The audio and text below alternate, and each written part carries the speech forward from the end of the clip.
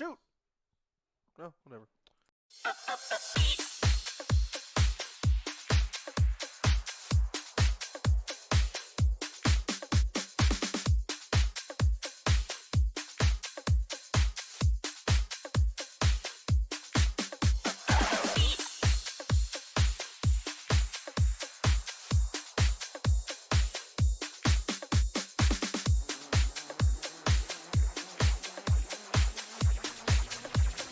One, two, three, four.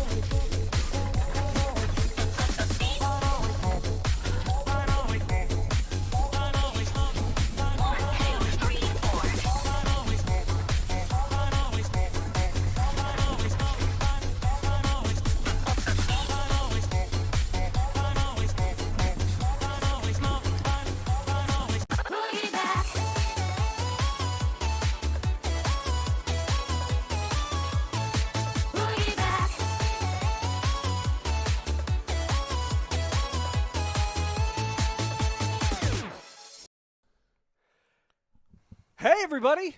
What's up? We're going to talk about the Dragon Ball Super Broly movie. We waited to do a review until Duffy could see the movie.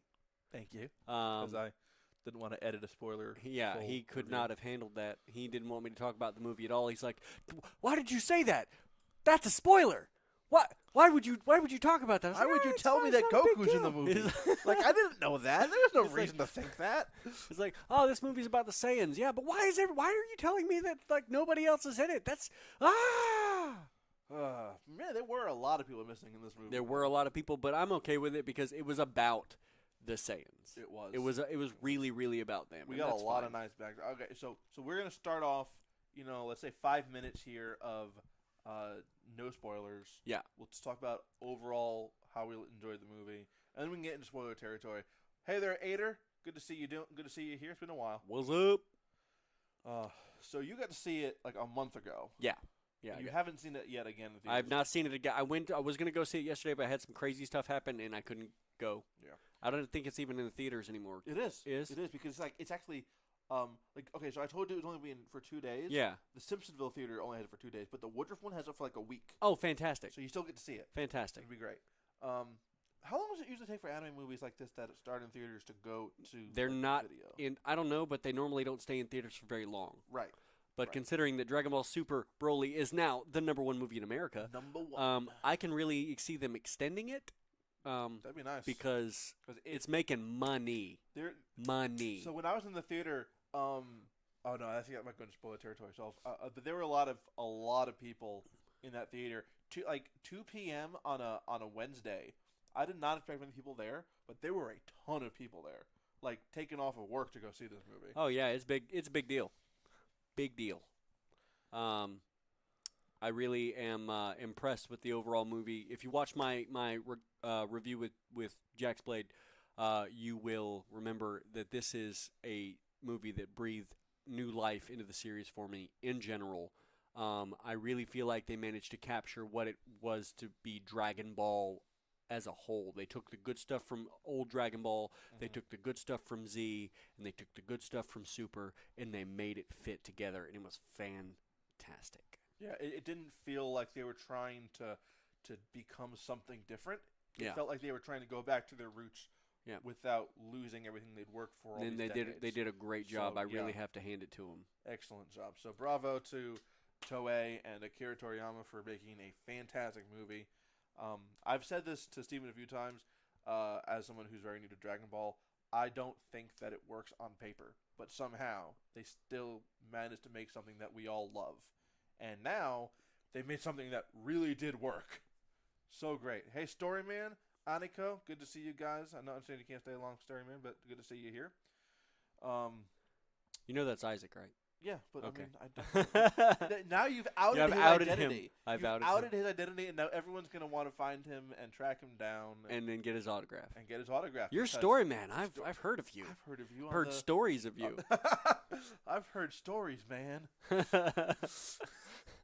Lame puns, but when you come over here, you get. What do you expect? So many puns. Okay. So the animation in this movie, and when I first saw the trailer, I was like, I don't really know about the art style. I don't know how I feel about it, but oh man, oh god, the art in this movie is to die for. The art. Okay, so I didn't really see any difference in the art. The art was just like, whatever. I mean, it's nothing special. Just I know the character designs are drawn. They're drawn differently. I didn't like really see just a much little. of a It's a difference. little bit. And I think it has to be super subtle because in the trailers, I never really could say that there was any big difference or a difference reasonable that would be reasonable enough to discuss. Sure. But that's just in trailers we got like maybe 4 minutes of unique trailer footage before this movie came out. But like when I got like 5 minutes in, I was already like. But like you could see nice. the way that they were drawn looked a little different because it seemed a little more lifelike in the way that they moved, especially the way that the Saiyans moved, and like because I mean, if there wasn't a whole lot of shots of like still things where the camera pans or whatever, and it's like the illusion of movement or like it was a lot. There was just a lot of active scenes Yeah. Does that make sense? Yeah. There was a lot of that. I thought the art was really good. I'm not really sure how I would describe that. Like What? the art. Like did that? Oh, okay. Isaac, since we've already outed your identity, it's a must see. Yeah, must see. What I know Must see in theaters. If I could have seen I it think- immediately after watching it in L.A., I would have. Okay, I saw Geekdom tweeting yesterday saying that he has seen. Oh, the is he movie- back on Twitter now? Yes, Because he got banned. I know he got banned. Yeah, he got reinstated, but he has seen the movie 10 times now. Holy He God! just keeps going back to it. So he saw it in December at the same time you Yeah, did. and he's seen it 9 more times. And he's seen it 9 more times. Now. You know what? You probably won't be watching this, Danny, but I love you. You're a great dude. Oh man, if we had the money and the time, we would probably. I want to see it again. It's great because just I don't know. There's so many things I want to say that I'm like, ooh, this spoils something. So let's not stay too long in this area because there's so much that I know we both want to talk about. No, there definitely is, and I mean, The music. The music was music really was good. so It good. was not Dragon Ball music. It was not like you think Dragon Ball music. You don't think the kind of music you got in this movie. No. But this movie is now officially Dragon Ball music. It's great. They've done a lot of different things with Dragon Ball music in general recently. Stuff that I didn't necessarily like. The first time I heard it, Okay. like for instance, Blizzard. Yeah. I did Blizzard- not like it the first time I heard it, but I've literally listened to it over 100 times, like per like version of that. Like I've listened to Miura's, the original artist Daichi Miura. Okay. Yeah. I've listened to that one 100 times. I've listened to the Megami 33 one like 100 times. I've listened to another one. I can't remember who did that one, but like 100 times. Right. Yeah, I've listened to it a lot.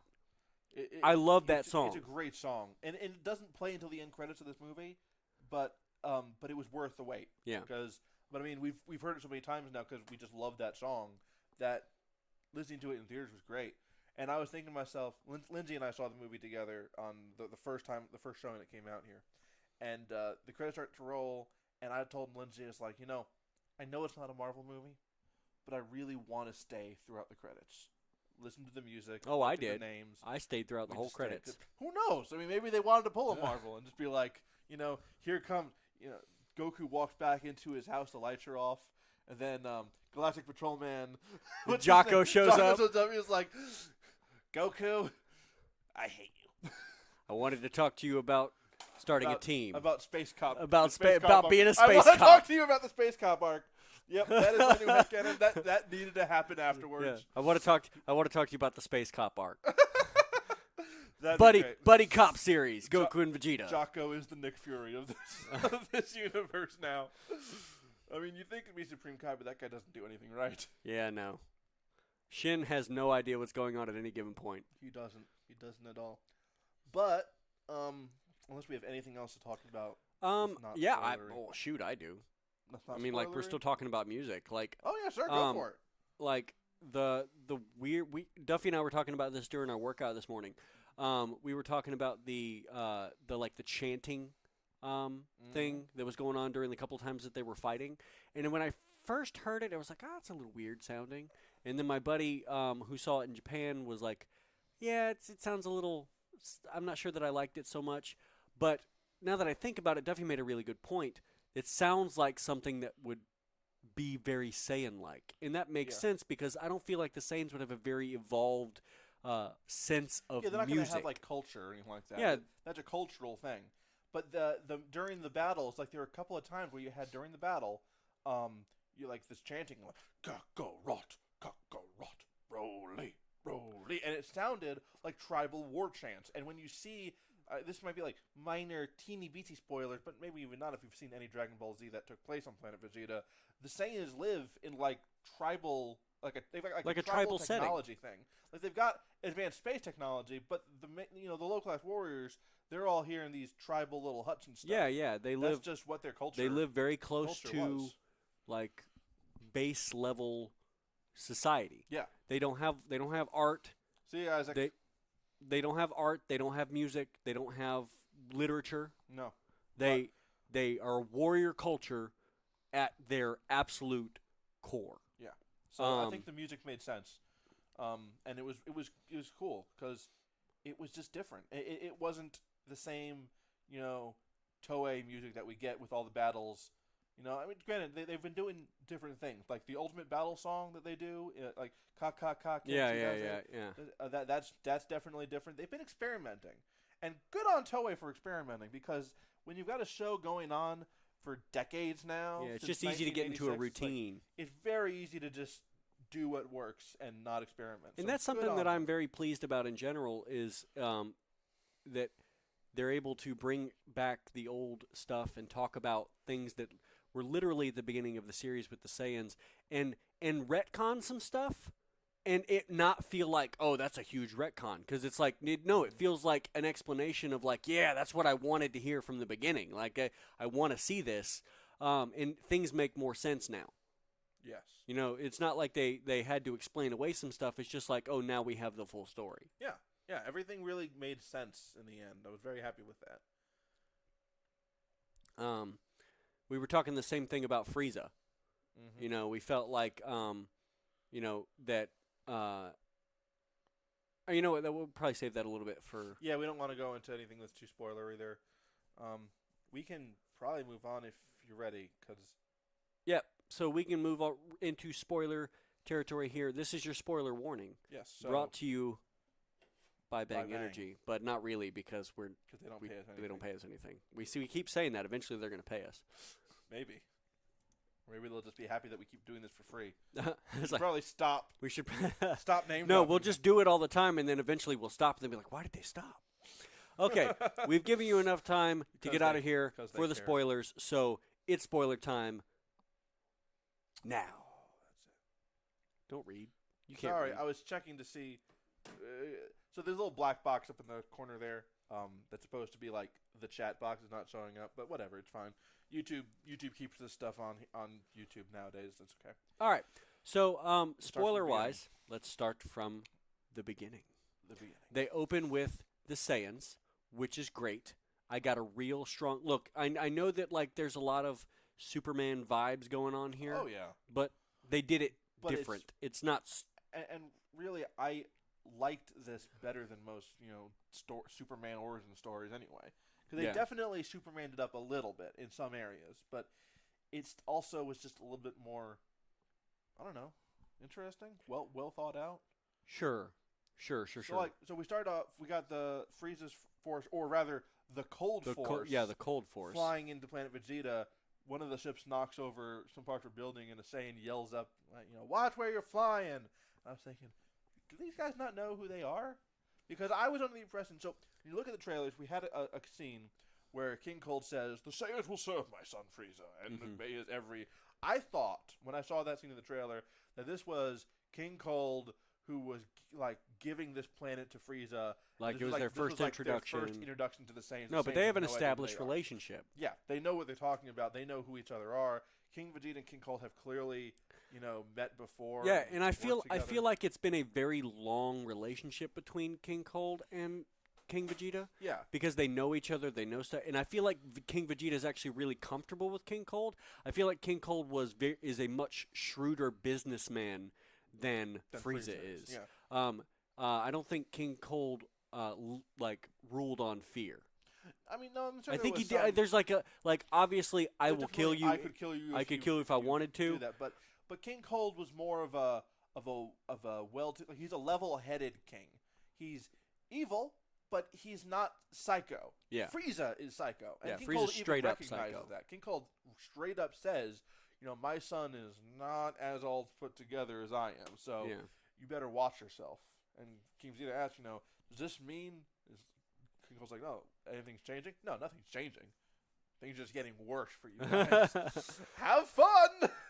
So yeah, I mean that was very interesting, because it's like we got to see that. Excuse me. We got to see that there was interaction between, King Vegeta and King Cold prior to that, and it could have been going on for 20, 30 years. For all we know, he could have had interaction with Vegeta the Second. Yeah. He could have. Yeah, because we officially got, in the anime, Prince Vegeta, labeled as Vegeta the Fourth, which I believe was in the manga before, but never mentioned in the anime. Yeah. So we officially have, anime canon He's the fourth of his line. And what's very interesting is that he didn't name his. He broke that tradition. You know, his kid's not named Vegeta. He's got another kid named Turble. So we now have. And no, I'm talking about Vegeta not naming his son Vegeta. Oh yeah, that's true. Yeah, he didn't. I don't think he really sees a need to keep that tradition. Yeah. Like, Planet Vegeta's gone. He's got a new family. First off, he wasn't there to name Trunks in the first place. Yeah. And he didn't get to name Bula. Yeah. But even so, he grew on him. So he's changed a lot. I think he's let go of a lot of being royalty. Yeah, I mean he knows that there's only one other person on Earth that can challenge him in the universe that can really challenge him at this point. So, what's there to fear? Every other enemy they've gone up against has been easily dispatched. Yeah, well, maybe not easily, but So I think that that was a really big the beginning part of it. The art was fantastic. It was great to see all of the setup of the Saiyans and how they looked and how and that not all Saiyans are stupid. There's there's a lot of weaker guys that are like tech dudes that do that kind of stuff. We've met at least one Saiyan that's just not a fighter. He even says, "I'm not a soldier. I'm not a fighter. I can't." Which was like, oh man, I can't believe that's a thing. I think I mean, it makes sense. I mean, Gine's not out there fighting. So he's out there, chopping meat up and being a housewife. So we've got people who straight up don't fight in the same, and that makes sense. I mean, you can't have everyone in your species, have the exact same job. Otherwise, you're not going to be. Maybe it's one of those things where it's like you look at human culture and it's like there's a percentage of warriors, and then everybody else is normal. And maybe it's flipped on its head in the Saiyans, and it's like there's a percentage of normal people, like people that do domestic things, and and then everybody else is primarily warriors. Right. So it makes sense. Now we've got so we got this introduction of King called Frieza, who gives them the Scouters. That was cool to see. That's where the Scouters came from. Yeah, that they were giving them advanced technology. Because before they're huge, it's like computers. Massive, it's like a '70s computer or something like that. So yeah, they had to update their tech, and that was neat. I think it was primarily done to give exposition on how the Scouters work, which is later fine. on, that's important. Yeah, I have to say there was a lot of heavy exposition in the first act of this movie, whether it was about how the Uzaru thing works and how. No, but it's okay because it was done work. really well. I felt like even though they were telling us things, it was such a story setting. I didn't feel like I was being told. I felt like I was being shown. I think it was very obvious to me when Bardock was in that ship with his partner there, going back to the planet Vegeta. Explain. So I can't even remember specifically what he was talking about. I think it was about it was about Frieza and how Frieza had been. He was giving exposition on how Frieza wanted to know about the Super Saiyan myth. Yeah. And he was giving exposition on why he thinks that Frieza might want to kill everybody. Mm-hmm. And it felt very. In case you haven't seen any of Dragon Ball Z. Of course, because this movie is set up to where if you've never seen Dragon Ball, you can still watch this movie. You can. And you know what? It only happened a few times. And you know what? It's also quite likely that I've watched so much like honest trailers and cinema sins that when this stuff happens, I'm like super critical about it. Ding! Yeah.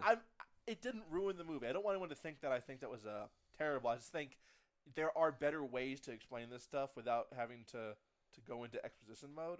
But I can put up with it because the rest of the movie was so fantastic. So I mean, honestly, the whole first part of it, even though they spent a large amount of time with the Saiyans, I loved it. It wasn't a big problem for me because I filled in so many gaps that I needed filled in.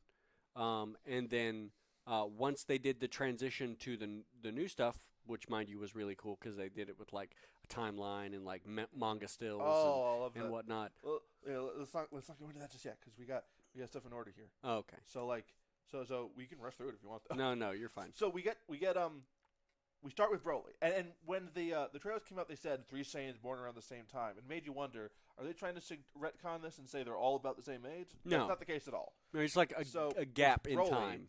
Broly and Prince Vegeta were born around the same time. They're both in pods at the same time. King Vegeta lets his pride get in the way of making sense, and ships Broly off to an uninhabitable planet. And Paragus, you can really understand why he hates the king now, because if he in the old movies it was that King Vegeta tried to kill Broly and couldn't, right? and so they just threw him into a pit. No. He assumed that he was going to die. Okay, yeah. He assumed he was going to die. Mm-hmm. But He might have only seen the abridged version of that first Broly movie. Oh, okay. So, Yeah, like, he assumed he was going to die. He like stabs the baby and doesn't do much. Yeah, that didn't happen. That's just a joke. Yeah. Okay. Well, I got it. I don't know. Whatever. Sorry if that makes me look. It's like okay. I'm No, not really- no. He does stab him and he throws him in a pit to die with his Okay. So father. And then of course things don't make sense in that movie because like the planet blows up, they survive Because Saiyans can't breathe in space, but they survive anyway. Don't worry about it. It's not even It's not doesn't canon. doesn't No, even it matter doesn't anymore. matter. Definitely not anymore now. We got this. Now I just want a video game where old Broly fights new Broly.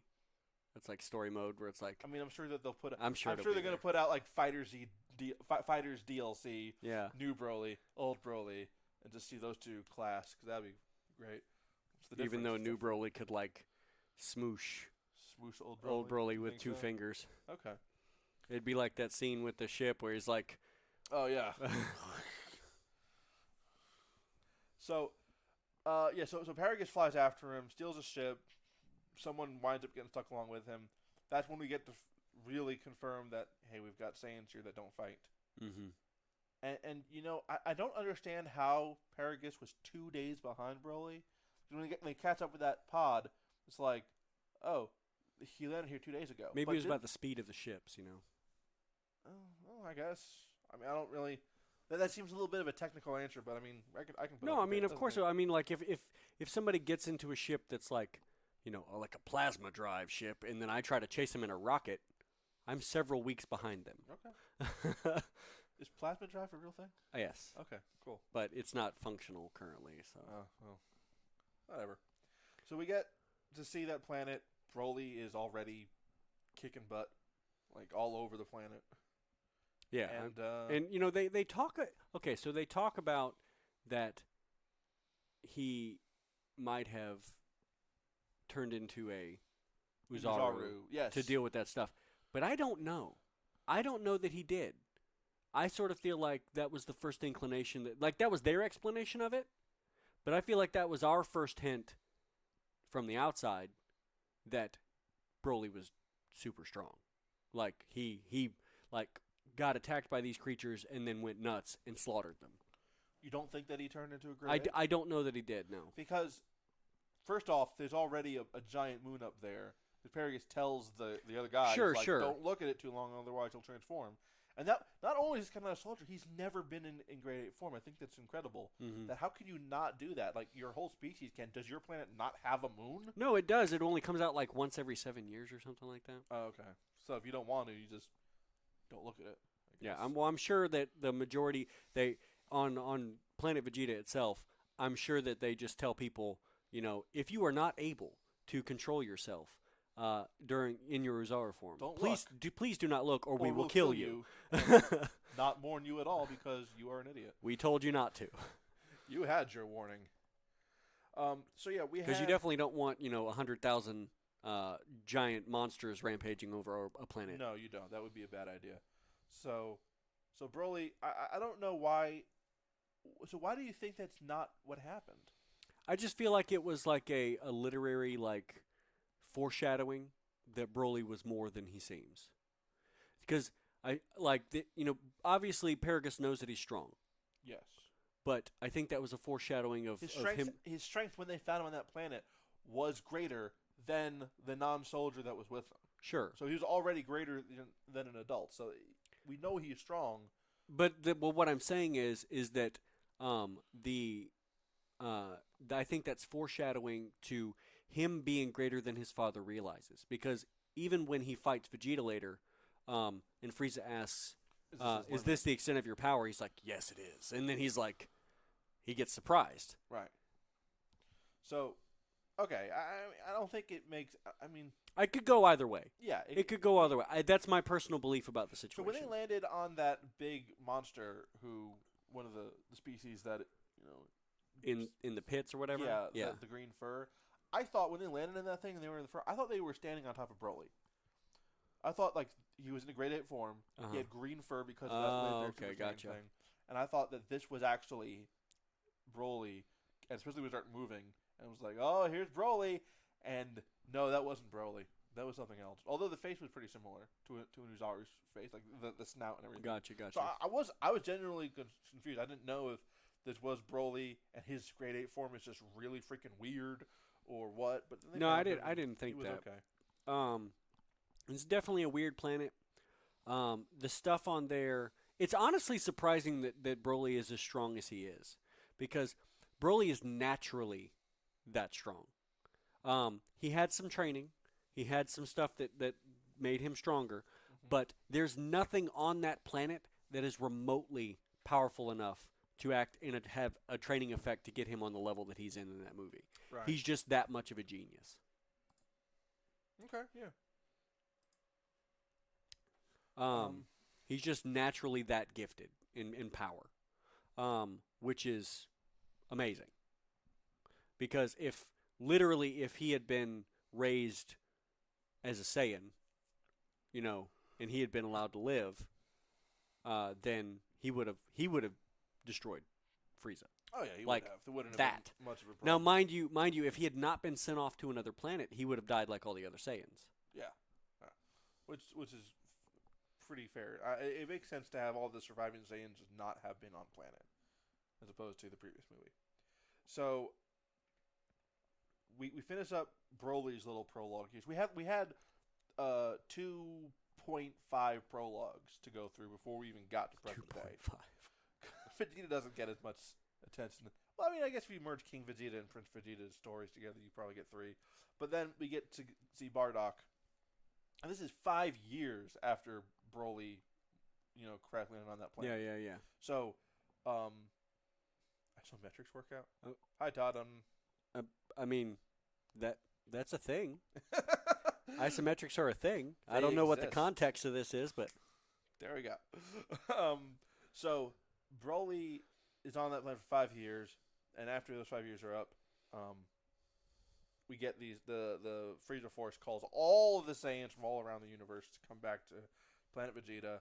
Bardock knows this doesn't make sense unless something's up, and I'm sure other people had their suspicions, but it was also like, what are you gonna do? What are you gonna do? You don't question Frieza. And so Bardock, Damned if you do, damned if you don't. pretty much. So Bardock definitely knows something's up. He tells his partner on the ship, what his suspicions sounded like, and that guy freaks his head out. But then is like, "Oh, you Joker, Bardock." I don't think Bardock looks like a Joker. I don't really know why anyone would assume that he must be kidding. He doesn't look like He's a someone dark humor kind of thing. I feel like he's a dark humor kind of guy. He might be, but ultimately it just comes down to he wasn't kidding, obviously. He had his suspicions, and they turned out to be right. So we get to meet Gine for the first time in anime history, and I'm pretty sure I've seen parts of the Dragon Ball Minus manga, and the shot that we got of her in the tent cutting up meat like that's from the manga, Mm-hmm. from the Minus manga. So they were definitely paying some homage to that. What do you think of Bardock and Gine's relationship? Seems like a very Saiyan relationship. Like not a whole lot of affection. She's very strong.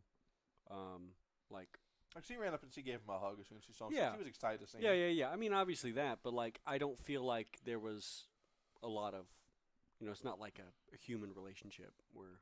Well, yeah. I mean, there's obviously going to be some differences there. It certainly didn't. I didn't feel like it fit in the Saiyan culture of things, or at least not from what we've seen before. Okay. Just because, I first and foremost don't understand how marriage works in the Saiyan world. I figure. I think you if could it's probably gonna stop. ever- I don't understand how marriage works.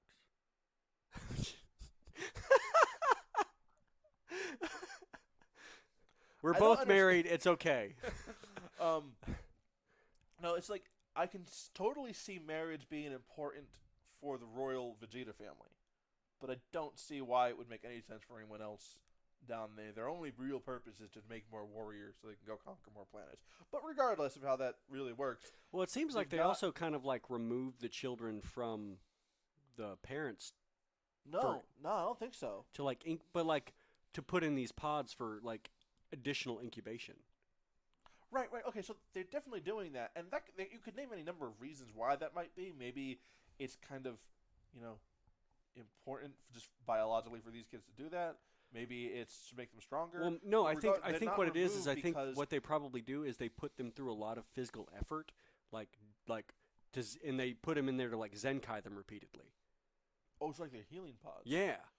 Oh, they do look like they're healing pods. No, I feel like that's what they happen. Huh. So they take a baby and they're like, "Oh, look, a baby! Throw it on the ground, put it in the healing pod." That's an interesting theory. I'd like to see that theory developed some more. But they weren't taken away from the parents though, because we see like Vegeta, Broly, and other high-level warriors have that special room. Yeah. But I think the low-class warriors, they just keep their baby in a pod, in the back room. I mean, of their that's own possible. house. I did like the way the technology looked in this one. It wasn't as clean as the other Bardock movie. I felt like this. The tech was clean in the palace and in like the military stuff, but everyone else. No. was living in hovels. Even in the palace, it still looked darker. Okay. And like more natural looking. Like it looked like those pods were like grown out of the ground a little bit. Okay. Instead of being like, look, this is plainly a machine. Right. Welcome to the Saiyan nursery. Yeah. Baby Shark. Yeah. Sorry, when you have kids, that's just. Anyway, we won't do that anymore. So yeah. But going back again to the very beginning of the movie, I felt everyone in the theater chuckled. Like, it was a chuckle in unison when the Ginyu Force did their little pose. Yes. It was for a split second. You only saw them from the back. But Ginyu Force poses, everyone in the theater goes, at the same time. Lol. It was fun. It was, like, you never really hear that kind of a laugh in unison. No, and honestly, I now mind you, this is the LA premiere, so this is probably a little different. Mm-hmm. But this people's reactions were very verbal. They were very open. People didn't sit there and like just watch the movie. They interacted with this movie. Mm-hmm. And I don't know if that was your experience. I felt like I interacted more than anybody else. Okay. I felt like people, like the most I heard besides that, everyone laughing in unison at the Ginyu Force. The most anything else really happened was somebody, since we're in spoiler section, I can say this. When Goku's hair went red, Yeah. somebody next to Lindsay said, What is that? I was just like, you've not seen any Dragon Ball in a while, have you? I didn't say that during the movie. Sure. Jerk butt move, but that was pretty much the extent of it. I was like laughing and crying and cheering, and that was like no one else. Like Lindsay was too, but no one else was like paying much respect to what was going on there. All right, so we're. I think also we would consider this the best Dragon Ball Z movie. Absolutely. Technically, it's not Dragon Ball Z movie. Well, shut up. It's the first movie to say Dragon Ball Super, not Z, because Resurrection F and Battle of Gods both said Z. But we know what you mean. It is absolutely hands down the best Dragon Ball movie. It is. It's fantastic. I haven't even seen most of the other. The last thing that I have to say about the prologue section is that I'm glad they kept Bardock revolting. Yes, so that was really cool. They to just see. showed a little bit of it. It looked like they just redrew the exact same thing how it went down in the Bardock special, with him trying to fight against the thing. I don't understand why he was the only one. Like, were there other Saiyans trying to fight it back? Why on earth is this guy the only one doing it? You know what? I think maybe there. I think there were others. There were others, but we don't get to see that. We don't need to see them. We don't have. That's to. not the point. Yeah, the point is Bardock tried to stop it. Gine was watching from the ground at what was going on. Whole planet goes up in smoke. It's terrible. But we get to see Bardock say, we're getting Kakarot out of here. Yeah. Why does he care? I'm not even sure if they explained it well enough. No, I mean, I think it's fair. Look, his whole life he's been a conqueror, a murderer, and somebody who just takes life. He has his, one of his children. Mm-hmm. Raditz is already off planet, so he's fine. Yeah, doesn't have to worry about that. I'm working, so goodbye. Raditz is already off planet, so he's fine. And then he looks at his other son and says, "You know what?" And this is paraphrased from the movie. "I've taken so much life. I think I'd like to save something." Yeah, and that it's fair. I'm not upset with that. I think it was interesting. The more you think about it, the more you're like, well, you know what? these Saiyans aren't robots. Yeah. They're not programmed to do nothing but kill. And even though Saiyans have a very tenuous relationship with their children, they're not super doting. They don't seem to really like and there's like familial bonds don't really have that large of a meaning for Saiyans. It doesn't mean that there's no meaning. Right. And this was very Superman-like in this origin. Here, you got, Bardock with his arm around Gine as they watch the ship go up like that. And it felt very Superman-ish. But there's something that's always been the case in the Superman origin story that never made sense, but made perfect sense here. What's that? And it was, why didn't they go with him? Because in this, they've got a good explanation. Yes. They can sense our power levels. Yes. They'll find us, but they won't sense this find baby. him. Yeah, they won't care about he's that. He's low level. He's not like Broly. They won't find him. They just won't. So they strip him off. That made sense. It's like, you can't run because they'll hunt you down. Yeah. And if you go with them, they're going to kill your kid. Yeah. So this made more sense than Superman ever did with his origin. No, I completely. And you know what though? Us talking about the parent-child relationships with Saiyans and whatnot makes me look at Goku's relationship with his children a little differently. Because if it is not a strong parental instinct in Saiyans to take care of your children, he's doing it in a very Earth kind of way. He still loves his family and he takes care of them, and he that was kind of instilled in him. There's still that nature. Yeah, he still has this nature to be distant. And that makes sense if it's in his genes as a Saiyan. Yeah, that means Vegeta's the weird one. You're right. Vegeta is the weird one. He did not grow up with that, but Goku's adopting some of what he got from Grandpa Gohan, but there's still that that instinct to do things differently. And Bulma's very hands off with him. So like Chi-Chi's very hands on with Goku, trying to make him be more of a parent. Bulma's very hands off with Vegeta and isn't like forcing any of this. So we can see Vegeta really adopted a lot on his own. Yeah. Even though we don't get to really see how he progressed to that point. But it made me look at Goku and not go, oh wow, you're a terrible father. It made me look at him and go, you're plainly an alien who has different genetics and it works a little differently. Your instincts are different. Now we get to really get more insight on Frieza killing the Saiyans, because now he's not just ruthless, but he's ultra paranoid. Super paranoid. Right. So like we knew that he probably had some paranoia before, but this is just like, oh, there's a myth. There's a bedtime story they tell their children about the Super Saiyan. Now I want to kill them all because I'm afraid that might happen one day. Like, that's hyper paranoia. Hyper paranoid. That is just. That would be like somebody being like, "You have myths about a guy named Hercules. I don't ever want that to happen again. So I'm going to destroy all of Earth. I don't even know if there ever was a Hercules. And just in case, because I know that there are stories about people coming back from the dead, I'm looking at you, Jesus. I'm blowing up the whole planet. Just killing everybody. It's just like, what? So you definitely have a very paranoid Frieza here. And, I mean, for sure, it's justified because Dragon Ball Z. Yeah.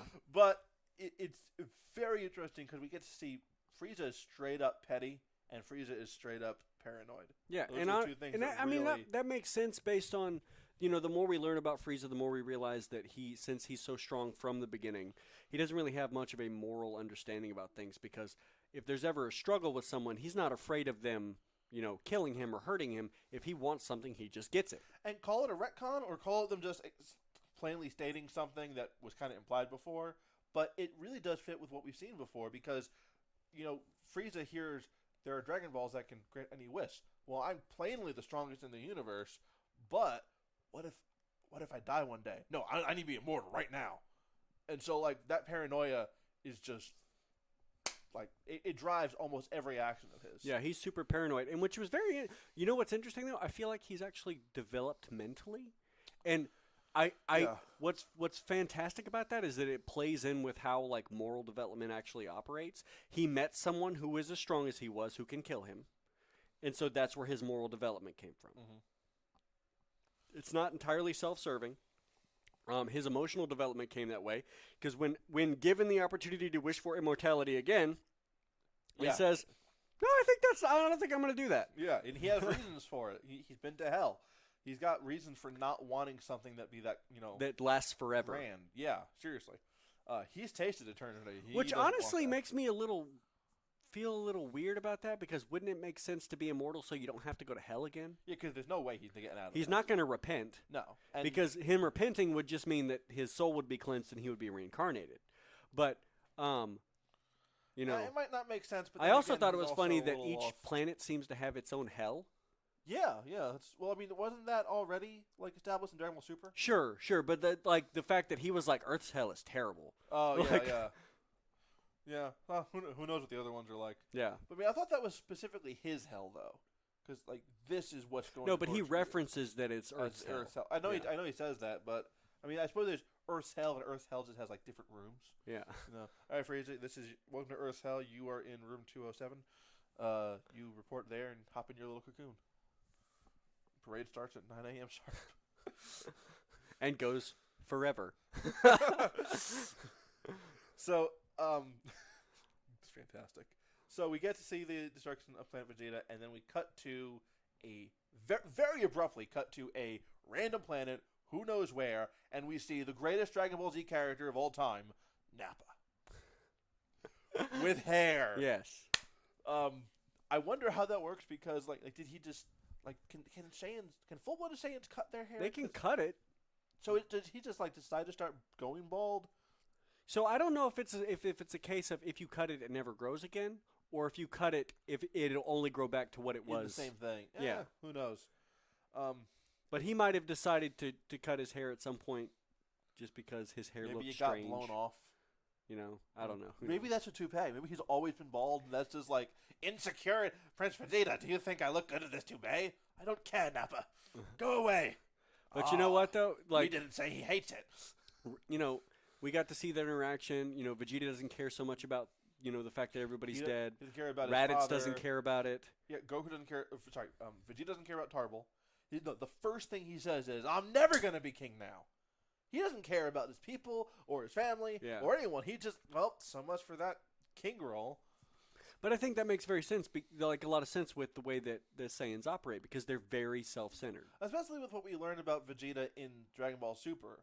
Vegeta hates his father for how he bent to Beerus's whims. Yeah. Like he saw that as cowardice, so he doesn't actually have any respect for his dad anyway. So it makes sense. Oh, well, God, my irony. planet's gone. Irony. Yeah, really. Well, hey, he at least That's probably. trained and But you know what though? That's probably why he has such like he doesn't want problems, to be like because his he's dad. self-loathing about the fact that he had to bend the knee to Frieza. Yes, but he grew that in that sense. He's Yeah. matured, and he doesn't let that. He doesn't go back. He was to never that. satisfied with that. Like, oh, I'm just going to survive. No, I'm eventually going to be on top. So we get to see Raditz, we get to see Vegeta, and seeing Raditz, I was like, oh, what could have been? Because we've seen Dragon Ball R&R, we've watched Monster X's What If on Raditz, and it's like, man, you could have had something, but you're also a jerk, so nothing's going to happen here. Whatever. It was cool to see Nappa and Raditz and Vegeta, but there were also like 3 other Saiyans there, Yeah. who I can only assume died in battle between then and Z. Yeah. So, I mean, it makes sense to assume that they died. Yeah. I don't think Frieza was just like, I'm going to kill these 3 random ones and let these 3 random ones stay alive. I think it was more like, well, Frieza has 6 Saiyans. Half of them die off in battle somewhere along the line. Whatever. You know what's interesting, though, is that they can straight up do the ritual now. Oh, yeah, if they want to do the Dragon Ball God ritual. Yeah. I mean, They can straight up do the ritual now. They can just give Broly God form. they could. I think that'd be a bad idea. No, I think okay. Actually, no. You know what? I think that Broly could probably just attain that himself, because he was we'll jump to the fight for a second I don't here. think he could, because he doesn't have access to the God key. He didn't have access to God key. They didn't have access to God key when the Saiyans did the ritual in But the Battle of the ritual is Gods. what gives the God key. Yeah. And I don't- but the but reason that didn't- but- Vegeta could do it on his own is because he was trained on training Beerus's with planet. Yeah. God okay. key surround. Okay, Yeah. so yeah, that makes sense. That makes sense. You're right.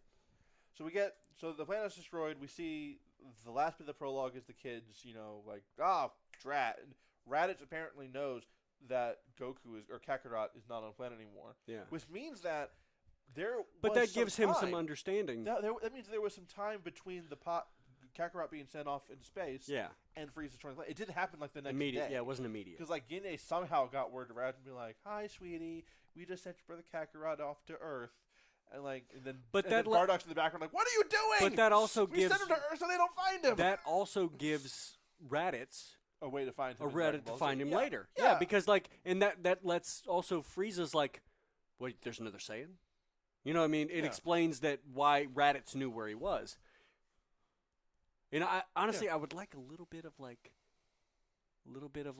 Raditz coming to Earth and be like, oh, we're gonna, go take over planets to get, come with me to do that. But then that's just what he's telling him. In his mind he's like, let's fight Frieza. And I could stand with that retcon a little bit. Yeah. So then we cut to Kakarot flying into Earth's atmosphere. Yeah. My favorite, artistically, is my favorite part of the movie. The clocks are saying like age 7:30, 7:31, 7:32, whatever. And it shows all of the manga and then stills. We get the manga pages. We get young Goku with the power pole. We see him fighting King Piccolo. We see him fighting Vegeta. We see him fighting Cell and Frieza and Boo, and then Vegeta again, and it just transitions so smoothly into the two of them just going training at it together in the middle of the ocean next to an abandoned island, which is really cool because we know that Bulma had originally made like a force field thing for the fight in, and they broke that the first time she whipped it out. So it's like, I'll just buy an island, whatever. Which they still got to restrain themselves, but because they can't. Yeah. But it's just whatever. Whis calls it the resort because they got like a resort here that's all theirs, and Whis is like, "This is just the most splendid little cottage I've ever seen." Like, cottage? What? This is like Disney World. Gods have like high standards. High standards. Love this little cottage. Like, what does she think Capsule Corp is? A hovel? Just imagine Whis going to visit Goku at his house. It's like, is this the bathroom? Is this a tent or something? Maybe this is like, did your toddler build this with Legos? We just eat, have some food. So I do like that Beerus decided to not get involved in any of the stuff. Yeah, it made sense for his character, and it also meant that we don't have to worry about him interfering with the fight. Yeah. One thing I don't like about a lot of Dragon Ball Z fights is when there's plainly a way to end it fast, but like somebody's like, no, I want a good fight.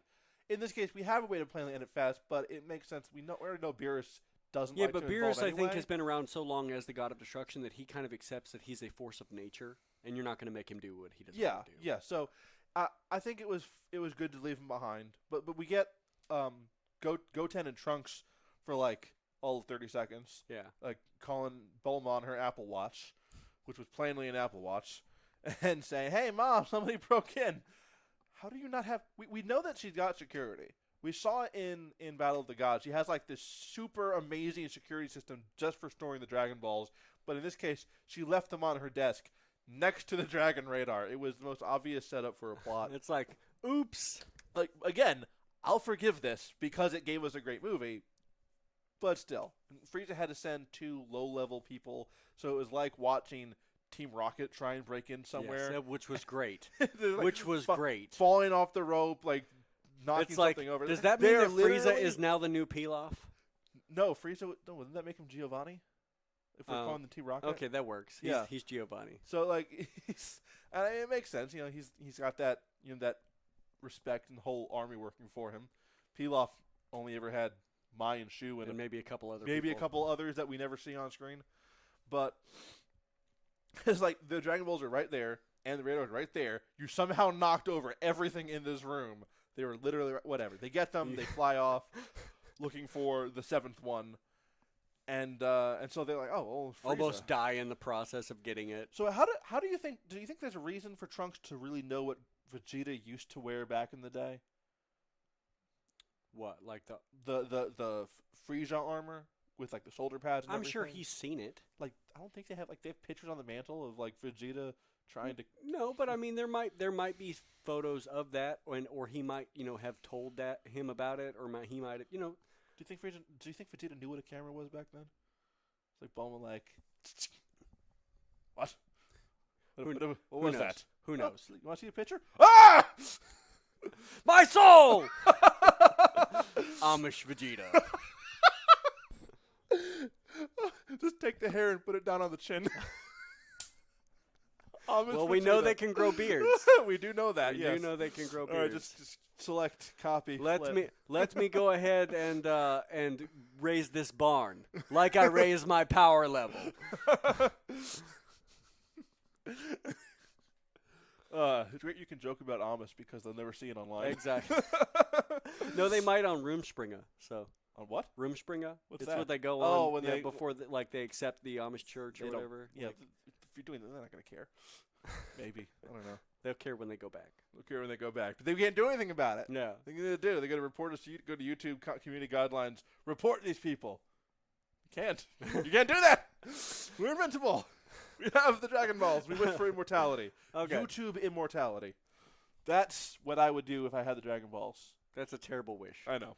But speaking of terrible wishes.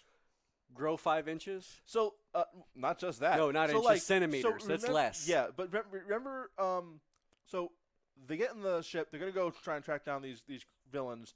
And was it Goku or Whis asked Bulma why she was collecting the Dragon Balls in the first place? I don't remember which one. And she says, I want to look 5 years younger.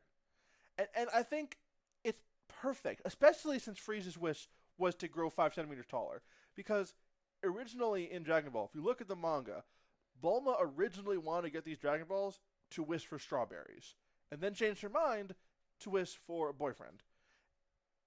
And the first wish we ever see in the series Is panties. is for panties. Yeah. So, like, you have these petty wishes. Constantly. Constantly. Like, at the beginning, at least. They quickly grew up about what they were using it for. Well, because they needed to. They needed to. But that's where it started. And now we've got these petty wishes. Well, being what's funny, made. okay, look, so they started as children, so obviously their wishes are petty. Well, yeah. And yeah. then you go through all of the serious stuff of life. But then you even had, not just the kids, though. Because Commander Red wanted to be taller, too. That's He true. had the same wish Frieza had. That's true. That's true. But okay, what I'm going to say is going to explain that too. Okay. Okay, so they started as children, so of course their wishes were petty. They grow up, they go through all of these really hard struggles where they need to make serious wishes. Right. Then they're in this period of peace where they're literally surrounded by superheroes that can stop anything that they want. Right. They don't have anything that's going to threaten them. Of course, and they're rich also.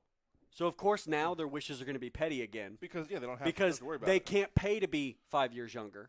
Right. And they can't. And they don't have to wish for somebody to come stop the bad guys because they've got Exactly, that because already. they've got that. So they're They going to, of course, they're literally going to wish just- for petty things again. So that also makes sense for Commander Red to wish for petty things because He has an army. he and has money. an army, he has money, he can do whatever he wants. Oops. I can hear that. Yes, It's done. that's It's terrible. good. It's Okay, good. all right. So of course Commander Red can do whatever he wants. So yeah, the only thing he can't do, like Jesus said, is make yourself taller. So, yeah, now they're just... It does make sense that that's what they want to wish for. I like Frieza's explanation for wanting to not wanting to ever take damage again. It's like, he has met Goku. He has met Vegeta. These people challenged him, and the thrill of a fight is something he never really had before. No one could stand against him, Yeah. so I think maybe was- he didn't ever think that anybody could challenge him, so it but doesn't. he also didn't think that he would appreciate a challenge. Well, because he had never been challenged. Right, he didn't know what it felt like. Now that he knows, it's like, oh, I don't want to lose that. I have to keep that. So I'm not going to wish for Well, immortality. of course, like I'm not going to wish for being invulnerable. that's part of the reason he was probably so tyrannical because the only thing that he would give him any value is just destroying things because he was too strong to enjoy the process of growth. And he could, at the end of the movie, he knows that the gap just keeps widening, but he's not giving up because the challenge of beating Goku and the Vegeta, challenge is still there. it's so not even so much revenge anymore. It's just like, I got to prove myself. The same way Vegeta does that with Goku all the time. I got to prove myself. And I'm not going to say that that Frieza's ever going to have a Vegeta moment where he is like a good guy. Oh, he's never going to do that. No, I don't think that that's the case. And if they did that, I don't think anyone would appreciate that. He's ultimate evil. Him, Cell, they have to stay evil. Boo only I stays good could see because- Cell being good before Frieza. Yes, and I think Moscow even has a what if about that. Yes. But it doesn't. But it for even in that case, perfect Cell doesn't become good. It's imperfect Cell, no androids absorbed. Yeah. And and even then, in Moscow's What If, it's He had to take gets the Frieza raised. portions out. They take the Frieza portions out and is raised by Piccolo. Yeah. So there's like you have to do a lot of twisting and turning to make that work, and you couldn't do that, in the anime without like rewriting a whole story arc. Now, I get, the growth that Frieza has is believable because he's experienced all of the change and the challenge and the growth, and then he had to help save the whole damn universe. Yeah. He knows, yeah. So, I mean, like, he knows what it's like to put it on the line now. Yeah. Like, so, I mean, he has some respect for, I think, existence, at least. If that makes any sense. Yeah, sorry, man. We did a spoiler-free section in the first 10 minutes, I think, of this stream. So, if YouTube we're in the spoiler section now. If YouTube will let you go back, it should let you go. Yeah, you can. Here, you should be able to go back now. Maybe. If not, then you can just watch this when it shows up later. So sorry about that. Spoiler time. Let's see here. Actually, you know what? I should probably just update the title here so it says spoilers. There we go. There we go. And update. So yeah, so Frieza, I think may even have just the tiniest bit of respect for Goku and Vegeta, because he's coming to Earth, not to start a fight. He doesn't intend to actually fight them. He just wants to go there and get his extra 5 centimeters. That's it. Yeah. He's not going to start anything. But you know what? When he brought Broly there, he was like, it was just curiosity. Yeah, he wanted to see what would happen. Because when he thinks that Broly has reached his limit and Paragus thinks he reached his limits, Frieza's like, well, I guess I should leave now. I guess we'll get going. See y'all. See you at the church picnic. Yeah. Like, okay, bye, Frieza. We'll bring the vegetables. But what's interesting is that this is such an odd setup.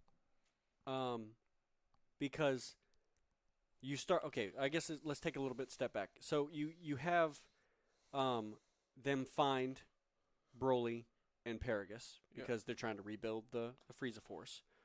Paragus has his power level of like 4K, which is like, ooh, that's pretty back in the day. That's something useful. And then it's like, this guy blew this scouter up.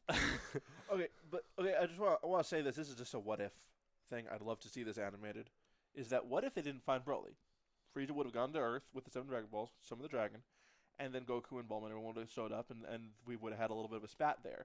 And because they're not there to fight, I want to see this be like Bulma and Frieza. Bulma just be like, no, I want my 5 years. No, I want my 5 centimeters. No, get off this my planet. And then Vegeta's like, don't you realize that we have 3 wishes? But do we? What the heck, I don't know. I don't know what happened. So, but my only thought about that is that maybe they had previously used a couple of them, and something, they didn't scatter or something like that, and so they only had 1 left. I mean, that's the only explanation you can come up with, unless Dende decided to mess with them again. Because it used to be only 1 wish, and then Dende gave them 2, and then in Resurrection F it was 3, and now it's 1 again. Well, it was 3 at the end of Z too. Oh, was it? Yeah. Okay. He had powered him up again, and they gave him 3 wishes. And now it's back to 1. And it's like, did they forget, or did they just not want to deal with the I mean, obviously, I think the main issue here is the way the story goes, and when they get to the part to make the wishes. You also have to realize that Shenron leaves when he wants to sometimes. But he says, "I will grant you 1 wish." Oh, okay, that's fair. He says, "You will get 1 wish," and then it's like, okay, now what do we do? But anyway, we'll get to that in a little bit. Chilai and Lemo? I think so. I think those are the 2. Lemuo? I think those are the 2 new characters. Let me look them up so that we don't go through this whole review calling these 2 people the wrong name. I'll talk about other characters, though. Go for it. Berry Blue, I think that's her name? Yes. I am fairly certain that is Frieza's nanny. Because he looks at her with she seems like she could say whatever she wanted to and he would take it. Like, this woman might be terrifying to him. She was there during the prologue. Yeah. She was there with Frieza. I feel like she probably helped raise him. Yeah. And I don't imagine him being the kind of person that loves, I feel like he at least has some semblance of respect for that old woman. All right, so did you find their names yet? Yes, so it is Chila and Lemo, which is named after lemon, apparently. Yeah, well, I mean, obviously. Yeah. What's Chila supposed to be named after? Cheetos? Chili's? Chili? Chili. Oh, okay. Yeah. Oh, yeah, chili. Okay, sure. All right, fine. Chile. Is it Chile? Chile? It's because in English it's Cheelai. It's got to be Chili's. Okay. Well, we'll just call her Chili. Let's call them Sheila. You Chili just and call her Lemo. what? No, you can say Chili. Sheila. Yeah, I mean, just call her what? Chile, whatever. Okay, so these two show up. They're out there scouting for new warriors. They're gonna get paid if they bring anyone there, and they stumble across Broly's planet, and just so happen to land close enough. Well, I mean, I guess they were landing where the distress signal was coming from. So I guess, I shouldn't be complaining about them landing close to Paragus. So yeah, they land close to Paragus. Paragus sees them. He's missing an eye now. Which I mean, obviously makes sense considering he's living on that planet that's like complete wreck.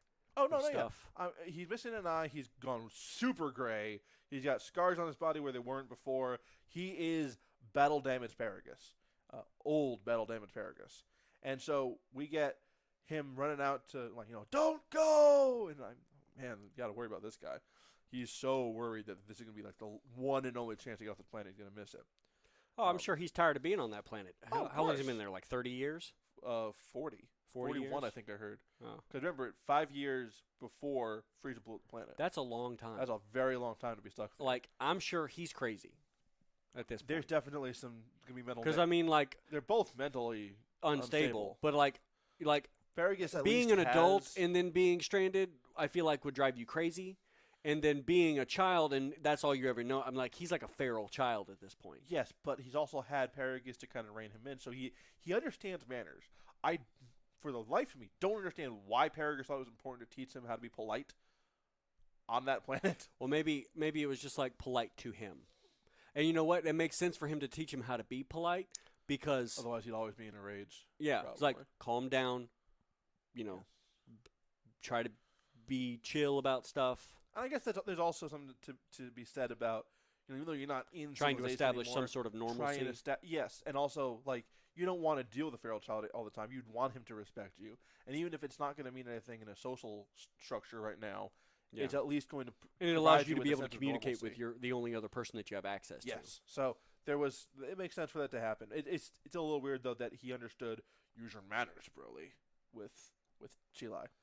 But they get rescued. But well, first off, the giant monster comes up to eat them all, and the Chilai and Lembo freak out, and Barry's like, Broly! And he just like looks up from his food. Who knows where he was? Yeah. But he gets there and kills this thing, and they're good. So they fly off. They get to and the scouters like just break on them. Yeah. Over Well, because Broly. I mean, like, Lord knows what he's registering. Yeah, who knows? Like, because I mean, like, he obviously it's suppressed Broly. He's base suppressed Broly. So I mean, but I can't imagine that it's any less than millions and millions and millions as far as power level goes. Yeah, well, we saw that number climbing and climbing and climbing and adding extra digits, and then it just stopped. It was just like, well, sorry. And they were saying like these are like state of the art new scouters, Yeah. but they couldn't even track Broly's power level. So now we've got them. They fly off. They meet up with the Frieza forces, and Frieza gets to meet them, and he's Yeah. excited. It's like, oh, this could be fun. Yeah. He sees opportunity for difference to be able to but what's very interesting about the world, the universe as it is now, there's only like 28 planets that have life on them, period, in the whole universe. So I mean, like, there's not a whole lot of conquering he can do. No, that's true. Unless he tells Shen, hey, do your job. Well, Start making more planets. even if that was the case, it's not going to take effect for like millions I of years know, because it's got to yeah. go through evolutionary process. Yeah, I mean, obviously. But, I mean, hey, maybe you could, set that up, and then, he could, summon the dragon, be like, hey, could you speed up life on this planet? I really want to conquer something. I'm so bored. It's like, But okay, so all right, so let's get into actual Broly being around people. So So the dining common then? Yeah, the Cafeteria? dining. Yeah. So he straight up almost murders a dude for being a jerk. Just like going to kill. And Yeah. then what I don't quite understand the electrical thing being any sort of deterrent unless it's just like a Pavlov. So like the collar. Mm-hmm. So I don't see that having any reason to hurt him considering how strong it is unless it hurt him when he was a child and he's just Pavloved into like being calm with it on. Because like his dad shocks him and it's like immediate calm because he's been conditioned. You know what I mean? Yeah. I feel like that's the only explanation for it because there's no reason that should hurt him. I mean, it shouldn't hurt him, but as much as it shouldn't, I still think that it makes some sense for it to work because he's not always at full power. Sure. Maybe if he's at full power, that thing might not do anything, but it should do something. Sure. I mean, it's. I mean, you're gonna feel something because it's electricity. But he couldn't even pull that thing off. He was trying. Soon as Paragus pulls that remote out, and that was just like, oh no. Sure. Like I said, this I is feel just like sad. it's a Pavlov thing because like if he had pulled it off, he'd have been in trouble, and I don't think he. I think this is not him pulling at it, but him just freaking out. Maybe Because like Dad's upset. Dad's upset. Yeah. And that and Broly is such a kind-hearted spirit at his base. I don't think he wants his dad to be upset. that could very well. He even tells Chi-Lan when she yells at Paragus over the shot collar thing. He's like, you shouldn't talk to my father that way. Yeah. Because he doesn't want Paragus. So upset. I don't think he would have pulled off the collar out of a sense of self-preservation because of the fact that his father would have been He's upset. trying to please Paragus. Yes, he wants to please his father. And I can understand that from a very personal, like personally, I feel like I can understand exactly what Broly's thinking there, because like Paragus, It's like a child who's so conditioned that they go to like they know they've done something wrong, and they go get a switch without their father saying, "Here, Yeah. look, please beat me." Yeah, because that's just the way they're trained.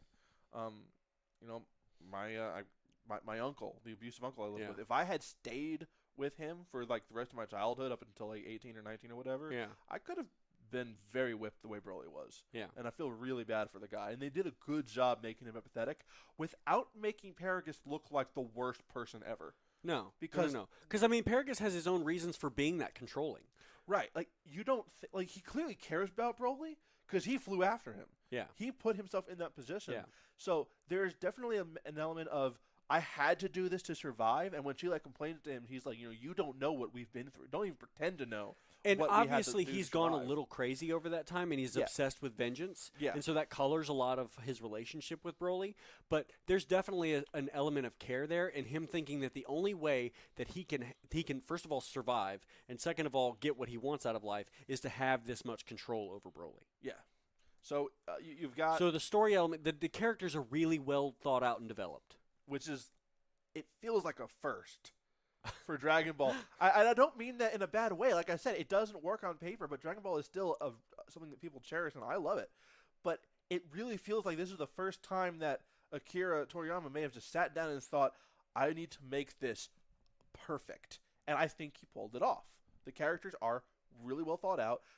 Paragus isn't the bad father. He's got depth, and he's got like little pathways to what his personality is. Yeah. And Broly isn't just, scared of his dad, but he cares about his dad. Even if it's not earned, he cares about his dad. Although I think if you ask Broly, even after he gets rehabilitated, which I assume happens later on, I think he would still say he cares for his father because if it wasn't for his dad, who knows if they ever would have survived that planet. Just because Broly's strong doesn't mean he knows he has survival skills. Yeah. And he would have he could have turned into a great ape one day and destroyed the planet and then suffocated in space. Yeah, well, I mean, absolutely, and not to mention that, but even if he had not been there to teach Broly, about things, even if he didn't turn into a great ape, He would just be a feral animal. yeah, he would just be just a wild animal. Yeah, it'd be like Tarzan almost. Yeah. Just, without the, the God-fearing gorillas that taught him morals. God-fearing gorillas. I don't know. They had morals. He would just be a monster like every other monster on that planet if he survived. And that's why Paragus is important to this story. He's not just a catalyst to send him out for vengeance. Because Frieza could have done Because the that. old Paragus was not as good of a character. Mhm. But the characters were so much better in this. Yeah, so they did a good job. I'm very pleased with that. And so we get Frieza bringing them to Earth. Or they're on their way to Earth because they now know, okay, we got the 7th Dragon Ball. It's time to go get there. Broly has never eaten regular food, so Or drank water. or drank regular water. He's had to survive on bugs and eggs. Yeah, I mean, you think there really wasn't any water on that planet? Like, I could see there being like filthy water. So I know I get what. Okay, so there might have been like deep groundwater that the bugs and the giant things like drew from, and then there's not any surface level water. Right. So I also think it's possible that Broly and Paragus had water at some point, because when Broly drinks the water, he asks what is this? He doesn't recognize it, but they say it's water. And he drinks it, and then he says that's good water. Like, I think he has had water, but it was never something that he enjoyed. It was just what he had, because you can't.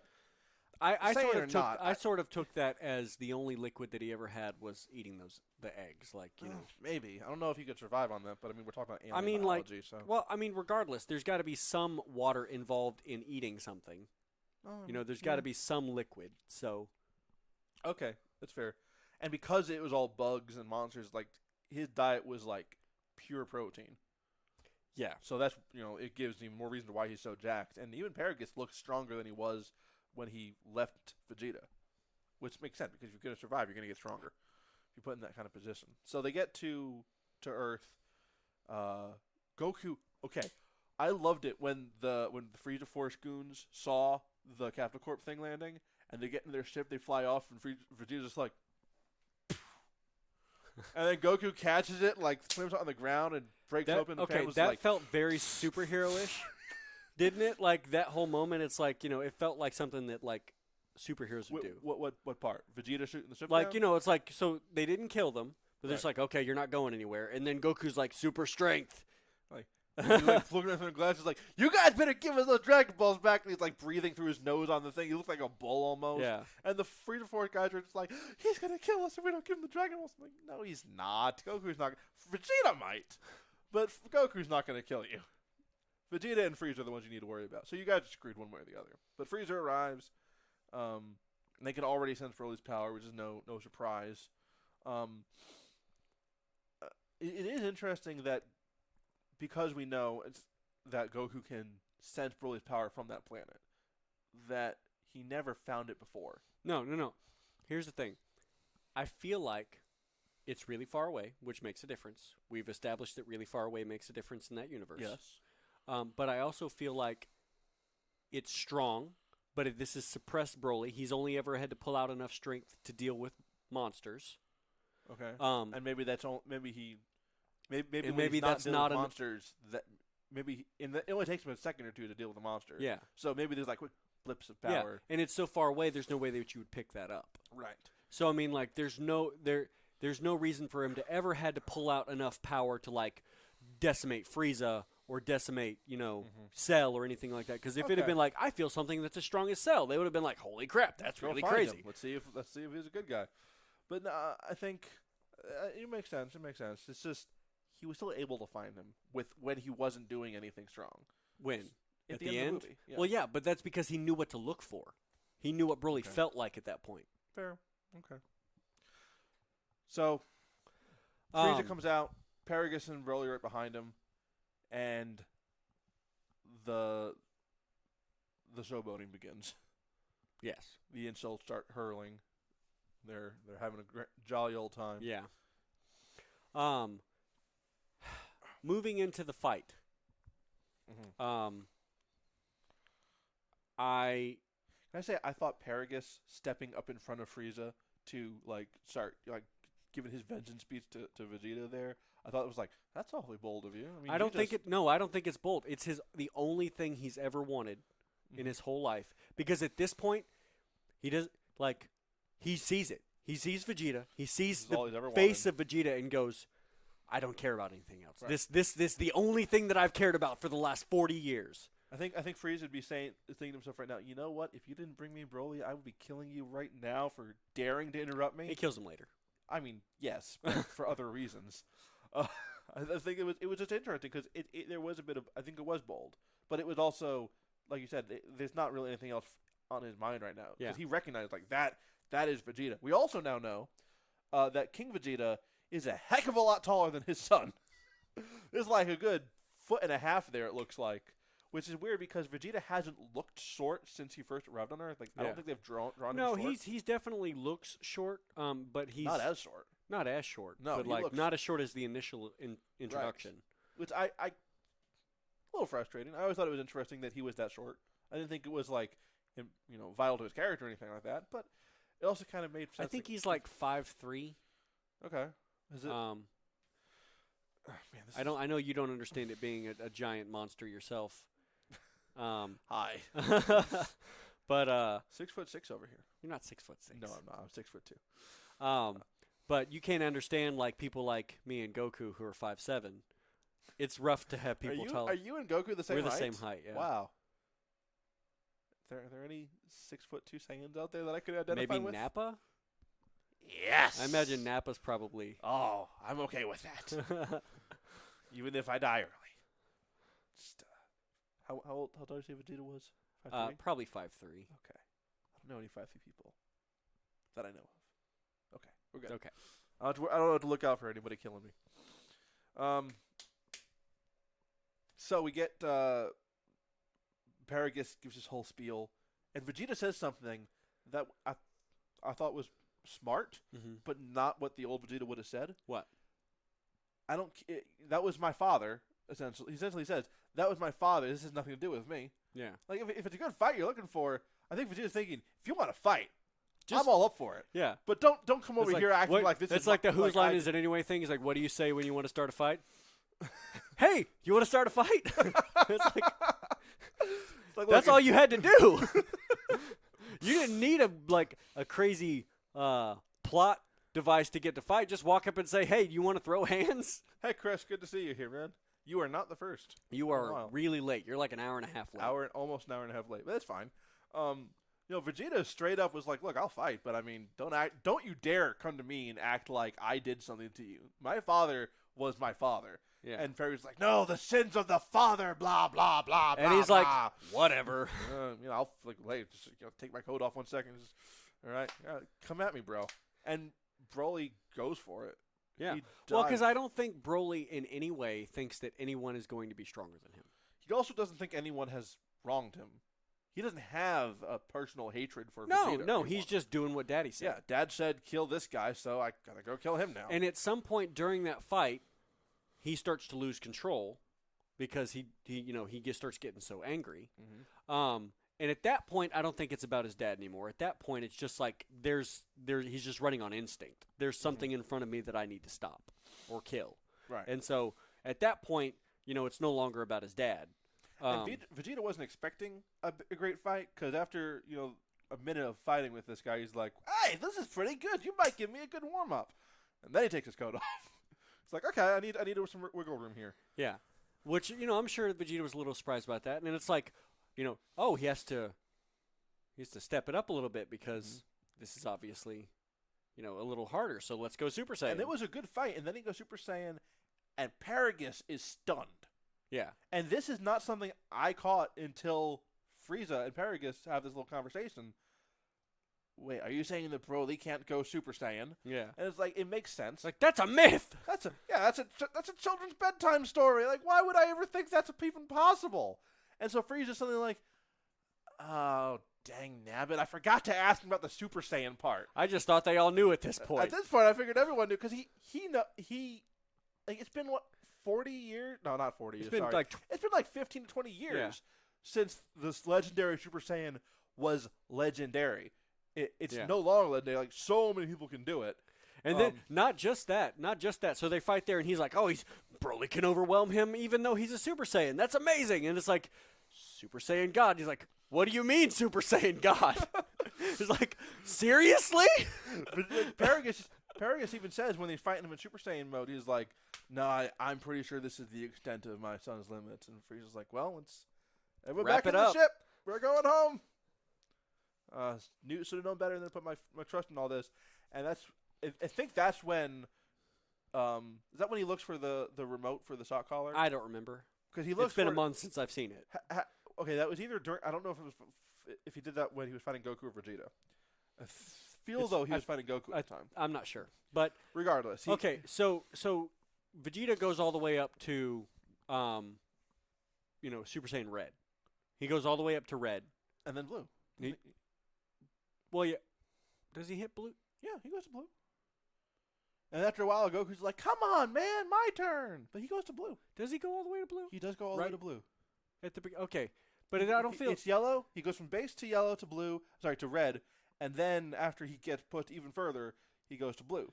But he doesn't fight for very long in Blue. No, because Goku is like whining and wants his turn. Well, so it didn't really make a whole lot of sense to me why Goku was able to keep up with Broly outside of base form because he'd already gotten warmed up.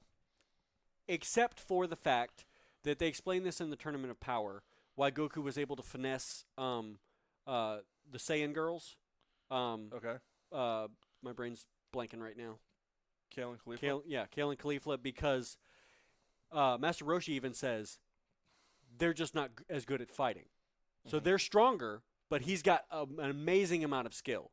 So like, so what I feel like happened is that Broly got used to fighting Vegeta, and because he got used to fighting Vegeta, Vegeta had to up his power. Right. So his technique wasn't carrying him anymore. And so Goku comes in, and because he's used to fighting Vegeta now, but now he's got to deal with a whole new set of moves. And so Goku has to stay in base a little bit. He can do it. He's like, okay, no, I got to go Super Saiyan. He's right. Like, okay, no, I got to. Yeah, he doesn't stay base for very long. And then he goes Super Saiyan, and then he goes to God, and then he goes to Blue. And even in God, he's like, he doesn't try to use brute strength. He uses a technique, which is great because he uses a brand new skill. First off, not just the stopping him in midair thing, or, like freezing him, but when the second he turns God, and Broly's like going from like this, Goku grabs him by the wrist and just kind of lets him go woo over his head. Yeah, and like they brought back a lot of the martial arts aspect that we've been missing. Martial arts, that was incredible because that's what Dragon Ball started with. The first time you see Goku, first time you see Goku, he's getting lumber, but then he's using martial arts to chop the lumber, and he's doing all this stuff. So martial arts has always been the foundation, but it's been absent for so long. It's just like mostly been energy blasts and whatnot, brawling and whatnot. But now here he is, like doing this whole use Broly's momentum against him. Yeah, they do a little bit more fighting, and then he uses this new, freeze him in place technique that Broly then learns and gets out of. Yeah, but okay, but Goku talks to him, and this little conversation, this little monologue he has to Broly, felt very Goku-like, because at this point in time, Goku has fought so many monsters. He's fought King Piccolo, he's fought Frieza, he's fought Cell, he's fought Buu, and several of his enemies have become some of his best friends. And he can already tell, look, those guys are evil and became friends. You're not. This guy's not evil. Yeah. He can tell. I can tell you're not a bad guy. And we already know that there is a difference between good person Ki and bad person Ki. Because King Kai talks about that. Oh, that feels like an evil Ki. Yeah. So like he can tell this isn't evil. You're either confused or you're just doing what you're told. But look, we don't have to fight. And Broly almost looks like he's thinking about it. But he's also so far gone already that it's not going to do much. Then he, like you said, copies the move. And then Goku realizes at that point, okay, there's no amount of me, trying to finesse my way out of this. I'm going to have to meet this with real power. So he goes to Blue and fights him like that. And it's a really solid fight. And then, he goes Super Saiyan because freaking they have a moment where Frieza remembers when he killed Krillin, and then he's like, "Oh, I know what's gonna work." Just like, oh no, Broly, it's a tragedy. A stray energy blast killed your father. And then I'm sure at that point it really didn't need any like that. You might have been able to do that at base form and have him go Super Saiyan. But you know what?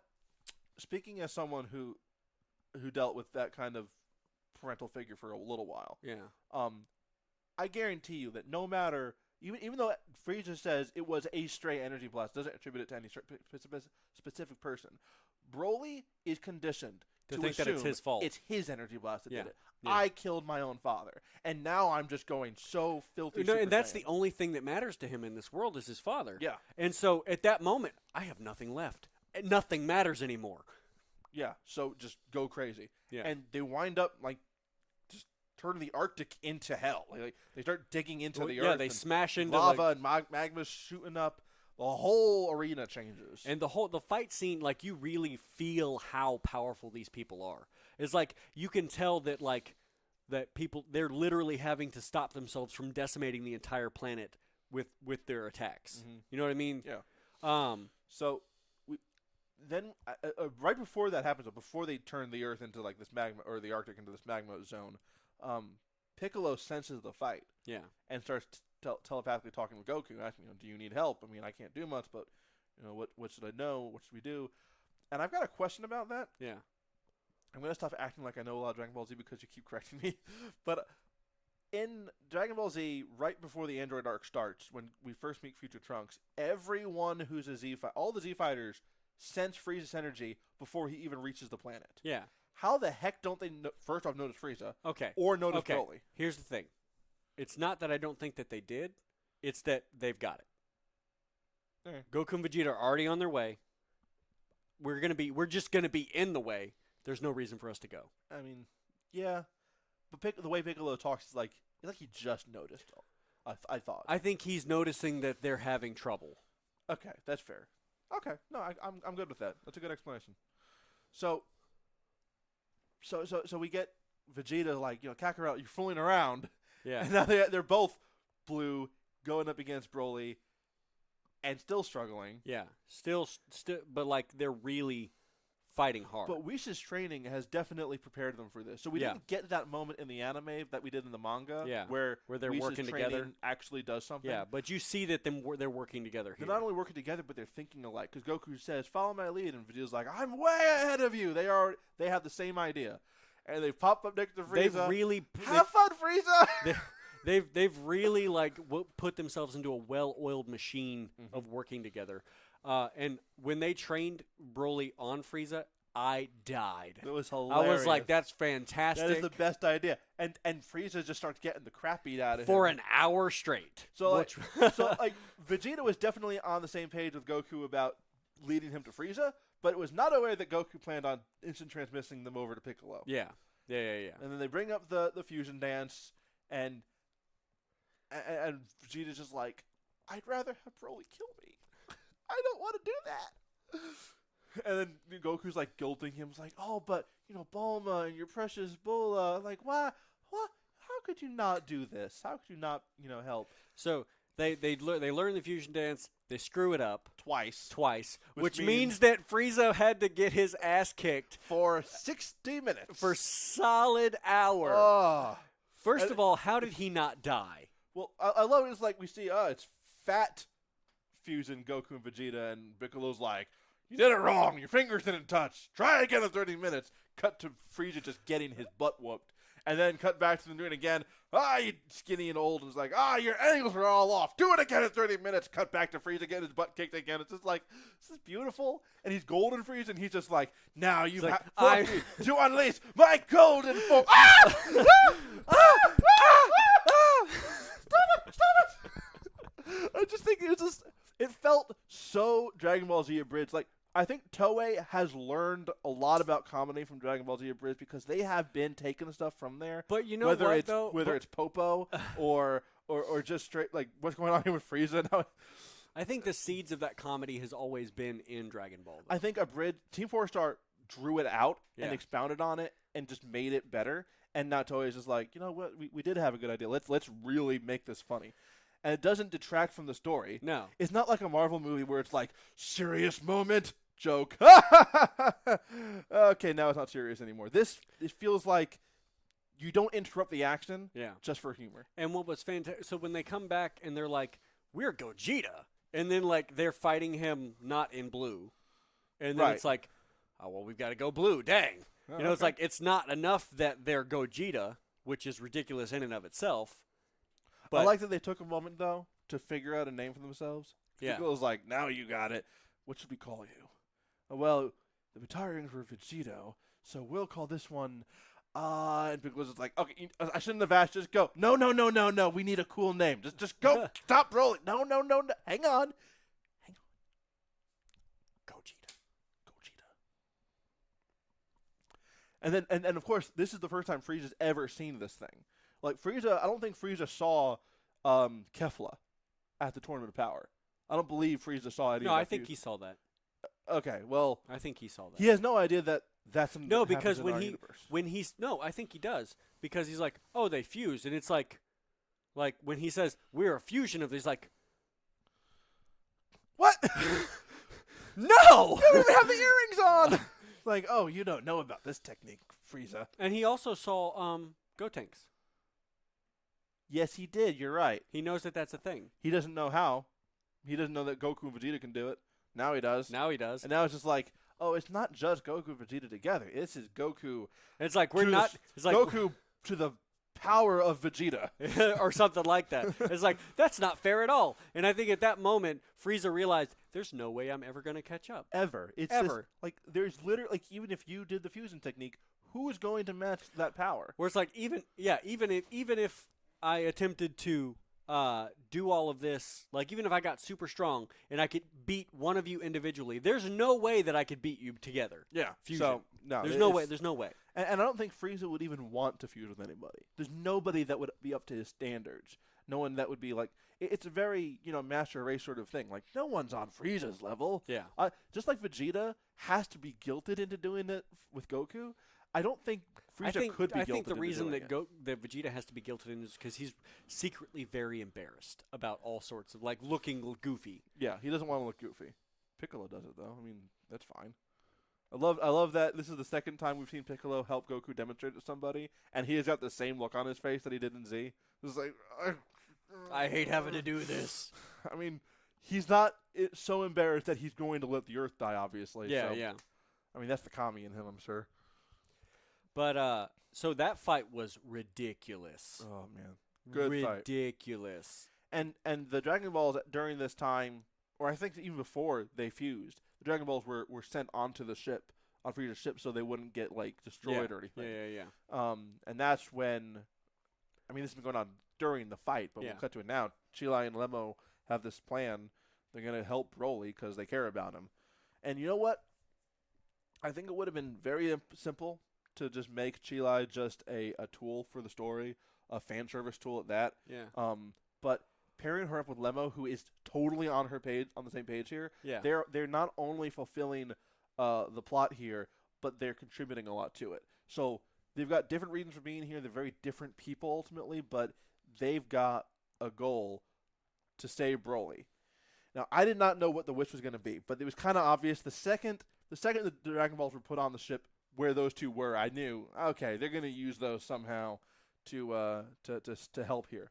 I didn't know what the wish was going to be. Did you know what they were going to wish when it first became obvious that's where they were headed? Yes, I did. I did already know. That was just because I had been privy to some spoilers Oh, previously. you spoiled. Okay.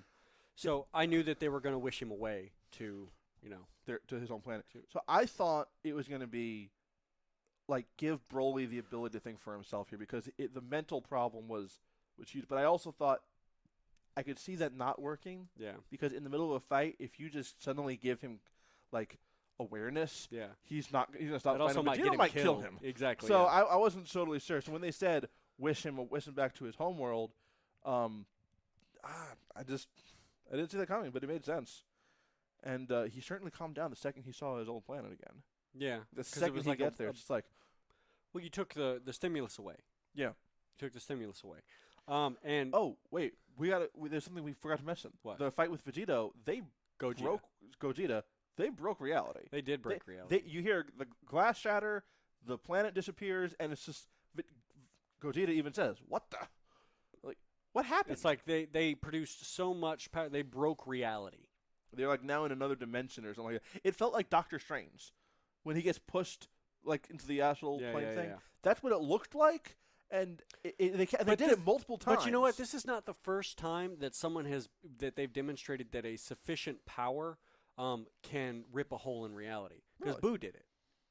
Oh, that's true. He did. Boo did it to get out of the hyperbolic time yeah, chamber. and so and now mind you, that was just ripping a hole in reality the size of him. Right. But this is like they ripped a hole in reality that was an entire area. Mm-hmm. So I mean, like that was like the fabric of reality. That's like beyond. That's beyond like, oh, I can blow up the universe, like blow it up. That's like you're breaking reality at its core.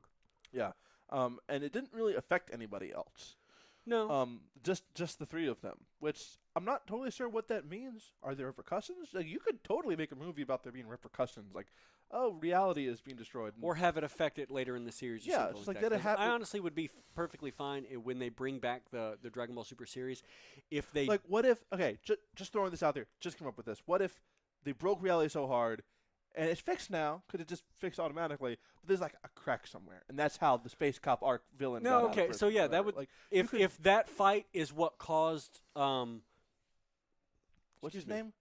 My brain is not remembering his name right now. Starts with an M, right? Yeah, Moro. Moro. Yeah, Moro. if that fight breaking reality is what caused Moro to be able to get out, that would be that'd fantastic. fun, yeah. And I would be great if they don't retell this story in Super. We don't need that. I do not need We this. do not, because if they do, it will take 100 episodes. It will take a long time. It's not going to be as pretty.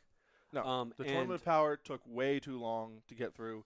Episode-wise, Broly would just be like I could see there being like 30 episodes just to get through the Yeah, prologue stuff. I don't want that. We don't need that. I want this movie, and then I want them to do just like they did in the In the manga, manga, and sure. say, "Oh, this thing happened. Let's pick it up with the new You thing." just have like them yelling for like 2 seconds, and then this happened. Rah! And now this happened. Everyone's like, But that's another story. That's another story. Buy the movie. We don't need to do that. But so, yeah, like Space Cop arc, like fantastic.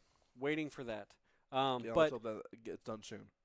but honestly, I think the introduction of Broly, I don't think he's going to be a usable character for a while. He's still got to Right. get his stuff together. Yes, but we do need to see him again. No, we definitely. he I think we cannot be will. left there. I definitely think we will, because I think what's going to happen is we'll have this stuff with Moro going on. They'll have to solve that problem with Moro, and then what I think is going to occur after that is that they'll pick up with Broly, see how he's doing, and then all three of them will go to Universe 6 to see the other Saiyans. Because I think what will happen is that Vegeta still wants to see Planet Sadala absolutely, and I think that Broly will have questions about about being a his race. Saiyan. Yeah, heck, that's okay. So I love that idea. I really need to see more of Broly and Chilai and Lemma. I want to see those three pop up again. And I don't want the last thing I would want is for them to leave them in Universe 6 and just be like, oh, well, hey, you know what? They got a place here for you. No, we need Broly. Keep him No, I here. don't think that makes any sense. I think they put too much work into character development for Broly to leave him there. Yeah, so we got to keep him. We got to see him again. So I'm fine with, going through the Space Cop arc and not dealing with him for that time. He needs time to rehabilitate. Yeah. Frieza's under the completely moronic impression that he could just go pick him up after he's been rehabilitated. That's not going to happen, especially when he finds out who killed Paragus. He doesn't know that, though. Who doesn't know that? He doesn't know that he killed Paragus. No, I said no when one he knows that he killed Paragus. I feel like someone's going to be able to spoil that. I feel like someone had to have seen that. I don't know. Everybody was real busy. I mean, you had Frieza forces, like, were they not around them anymore at this point? I They don't went think so. back to the I mean, ship? it's very Barry Blue may have it's been, like, very nearby. reasonable to think that no one knows, or if they do know, they're not going to say anything because Barry Blue's not going to say anything. Well, no, that's true. She won't say anything at all. But I feel like, when we saw the first trailer together and we reacted to that, we saw Broly fighting Frieza. Mm-hmm. You made the joke that, oh, imagine what's going to happen when Broly finds out who destroyed Planet Vegeta. Yeah. He doesn't care about that. No. If he finds out who killed Paragus, Frieza will die. Yeah, will I be don't. nothing I to don't stop think. that. I don't think that Broly is going to care too much about Planet. Oh Vegeta. no, not at all. Just like Paragus even said in the movie, he was like, I don't care that Yeah. the planet's gone. I just think that that's probably the setup for that makes sense because he. I imagine that the deep-seated hatred that his father probably passed on to him. Yeah. Probably affects his ability to care about that planet being blown up. Mm-hmm. So I think there's a lot to look forward to after this. But one of the funniest parts I thought was really well done was when Broly was fighting Whis. Yes. Remember that? Because Whis Whis was is- absolutely finessing him. He was having so much fun. He was like, ho, ho, ho, you almost got me there. This is fun. Because he's constantly taunting Vegeta and Goku. But you know what? That really shows just how strong he is, because Super Saiyan Blue Gogeta was stronger than Broly, but like, but not by a whole lot. Mm. But like, there was no amount of Broly doing anything that was going to touch Whis.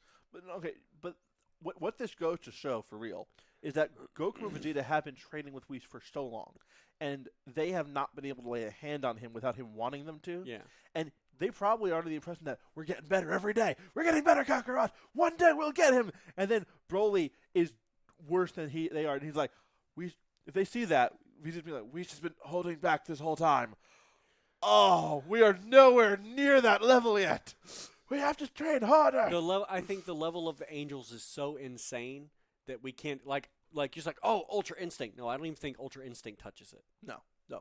Whis is not going to be overshadowed anytime soon, if ever. Yeah. I think Beerus is close to being overshadowed. Beerus could probably be defeated soon. Because Gogeta even tells him, you might even be stronger than Beerus. But and still beats him. So yeah, I think we're getting to a level cap there where Beerus could be overshadowed. Speaking of Beerus, Babysitter Beerus, I want to see fan art of that right now. I'm sure there is some. There's plenty of fan art for this movie already, but I need to see like Babysitter Beerus, who's just like got Bola in one hand and like. Can we get like an Incredibles looking crossover where it's like it's Jack, but it's the it's Bola and Beerus as the babysitter? I can't remember her name. Yeah. Oh, that would be hilarious. We need need that right now. Yeah. Oh, so the movie ends with a shot of the planet that that Broly was from. He's trying to introduce Sheila and Lemo to food there. And Sheila's like, I'll put up with it. And Lemo's like, I'd rather die. But then Goku shows up. Yeah. Which I didn't expect. I didn't know that was going to happen. But I was happy to see it. Yeah. And he gives them capsules with the food and the house. And Sheila is being all suspicious-like. And it's like, I don't trust you. Like, why not? You trusted Frieza? Like, I was the good guy. Didn't you see me out there trying to talk him down? But they very quickly warm up to him because they're giving him food. Or he's giving them food and shelter. And he's like, I'll be back with more. And they're like, well, we might not be here. Oh, I'll find you. I mean, I can find you. Trust me. You got the power. I'll look for you. I'm a stalker. I might need to go to King Kai's planet and, like, check enough from there. But, well, I'll get you. I'll get you. But that final line, what's your name? And Goku turns around and says, my name? I'm Goku. But Broly, you can call me Kakarot. That was just such an epic line. No, when did Dragon Ball get poetic? It's the first time that Goku ever calls himself that. Yeah. The first time. He's never done it before. Anytime anyone has ever called him Kakarot, he said, no, my name is Goku. And we've seen this evolution of him accepting being a Saiyan more and more and more. But I don't think this is the moment that we have him say, I think I'll take being a Saiyan, because he looks at Broly and says, he understands that not all Saiyans are bad. Obviously Vegeta took some trying to get there. And even then, you wouldn't call him necessarily a good guy. Yeah. He cares about his family, and that's mostly it. I think he's mostly good. He's not a hero. Like okay. Goku. Well, that's fine. Goku could be called a hero, even though he does mess things up a lot. He's not as pure-hearted. Yeah. But okay, that's it. Goku and Broly are pure-hearted. Yeah. Vegeta is not. And I think if for that moment, Goku was able to connect with him and say, you know what? As my Saiyan brother, I'm gonna let you. You call me Kakarot. You can call because me Kakarot. that's what you call me now. And I think another reason that this works is because for the longest time there were no other full-blooded Saiyans besides Goku and Vegeta. And he meets Kaba, Kale, and Caulifla, and it's like, well, that's great, but you're not from my Saiyan planet, so why would you call me Kakarot? Doesn't make sense. But now here's Broly, another Saiyan, and I think he's starting to really appreciate his heritage. Yeah. And now that there's another one out there, it's just like, you know what? Why not? You call me Kakarot. And it felt poetic, and it was also a joke. Yeah, of course. It was a Because at no point during this movie did Broly ever say Kakarot. Mm-hmm. And I know Vic Mignon is very happy for that because he was probably tired of saying it. He was tired of saying it. He complains like every con where he's doing the Dragon Ball stuff. He complains about that screaming, but of course he still does it. In fact, I saw something he was saying before when they announced this movie and they revealed the trailer for it. He was like, "Wait, I didn't get a call." And he's like, "Oh, I hope they remember to call me. Do they remember that I do the voice? I'm Broly. And then they call him like, "Hey, man, you up for this?" Like, "Yes, I'm up for this." So he hates what it does to his throat, but he loves playing Broly, and that's good. So we definitely have a voice for him. He won't have to scream as much next time, most likely. Yeah. I don't think. Yeah, I think he'll probably tone him down a little bit. Tone him down a lot, but make him a character that we can actually have there. I hope they don't make him. I hope that Vegeta moves out of this role, the jobber role, where he's the one that comes in and like gets his ass kicked, so that Goku can show how good he is. I hope that didn't happen this time. No, it didn't. That was so good. It did not happen. If Vegeta didn't get beat up, he just like stepped aside for what? Go. Fine, take your turn, Kakarot. And I hope that they don't do that with Broly either. Yeah, I honestly hope that Dragon Ball turns into Goku, Vegeta, Broly, do stuff. You know what? And it'd be very hard to do with a side shake of like the kids doing stuff. Yes, it's going to be very difficult to keep Broly in this universe because he's so much more powerful than Goku and Vegeta. If there's any enemy that could take on Broly, Goku and Vegeta don't stand a chance. Yeah. But what they could do, if they want to, I think they could say, look, we tried rehabilitating him, and for the most part we did. But if he powers up, he's nuts. Yeah. Like, that might just be something they cannot fix in him, and he has to always hold himself back in that way. No, it might be like a Superman thing where he's like has to put in mental blocks in order to be. Yeah, that could be it. I mean, I think that's great. It's like, why don't you seem as strong as you were? It's because I have to hold myself back. So, like, they did that. Anyone who watched, the Justice League cartoon, the way they ended that cartoon with Superman talking to the dark side, this is how I do this so I don't kill anybody. Holding back, he's so much more stronger than anyone else. Broly, they could pull that off with Broly easily. Yeah. Because he wants to be a good person. He's good-hearted. And I think that there's plenty of room for him in Dragon Ball moving forward. Yeah. I think so, too. And I think, they could even say, hey, we're going to take you and we're going to go train with you. Mm-hmm. Yeah, they could do that. I mean, Goku already said, hey, I'll bring you supplies as long as we get to fight. Yeah. So I think there's a lot of I'm super excited about Dragon Ball going forward. Mm-hmm. Frieza, by the way, had this thought in his head, which doesn't make any sense to me. He said, right as he left the Earth, he said, one day this planet will be mine. Bull! No, it's not! You can't even lay a finger on Gogeta. He's got to do something to try to make himself feel better, okay? Yeah, I know, but he's lying to himself at this point. What else can he possibly do? Dragon Balls, don't know. Dragon Balls can't do anything that Senran is outside of his power. Yeah, but I mean, he could figure something out. Super if he can get a training effect. If he can get Super Senran, he could probably do whatever he wants. Then, but I mean, even then, he'd have to find a way to travel to another universe to get some of those Dragon Balls. But overall, I think that's pretty much it, though. 5 stars.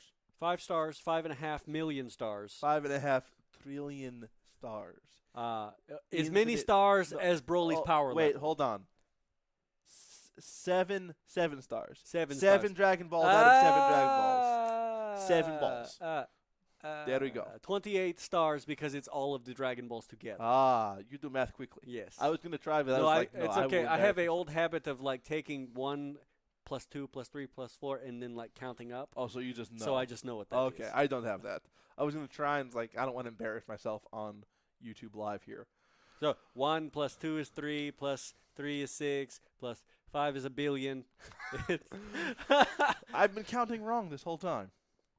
But the end credit scene when Naruto showed up. Yeah, absolutely. I know you already made that joke. We made that joke with Jack's Blade. I know. All right, guys. This is a pretty lengthy review. I think the review I did with Jack's Blade was only half an hour. Yeah, but we had a lot. To talk but about. we had a lot to talk about. Did you guys talk spoilers in the? We review? did, but only in the last half. Okay, so man, you really sped through that thing. Yeah, we could go on.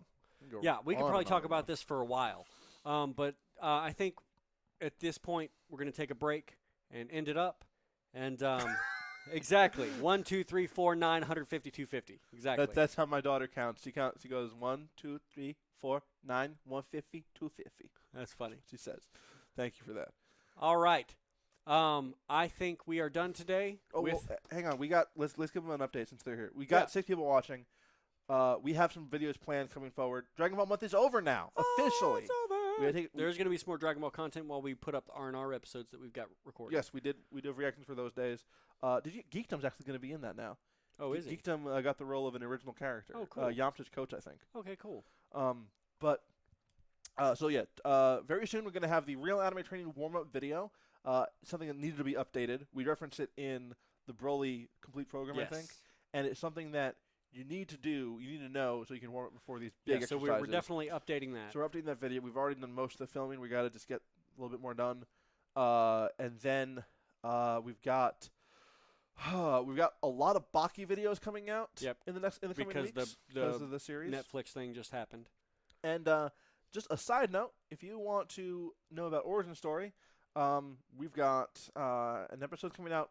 We've planned the end of every single month this year. There are going to be 12 episodes total.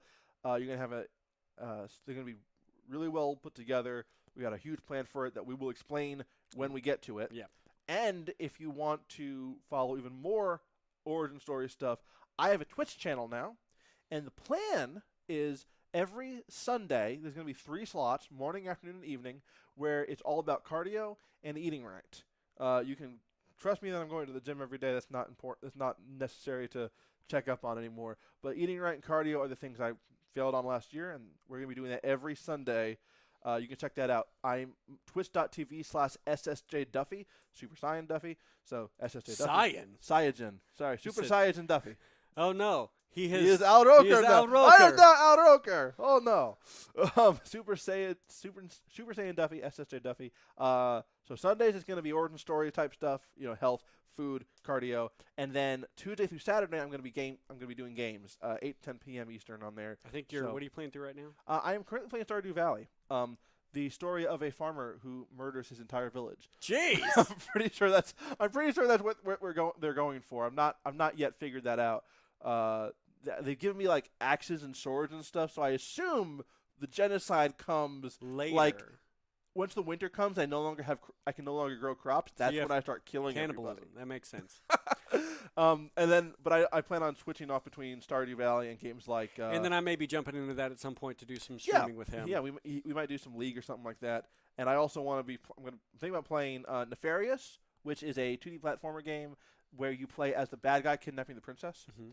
And then there is, I'm thinking about playing Alien Isolation, and there's a few other games I'm looking at. Possibly buying Dragon Ball Xenoverse 2, just because it looks cool. Is Universe 3 supposed to be coming out, I think, at some point? I know they just announced No, there's DLC. They just announced an RPG, like an action RPG for Dragon Ball, and like just hearing that makes me think Skyrim, but Dragon Ball.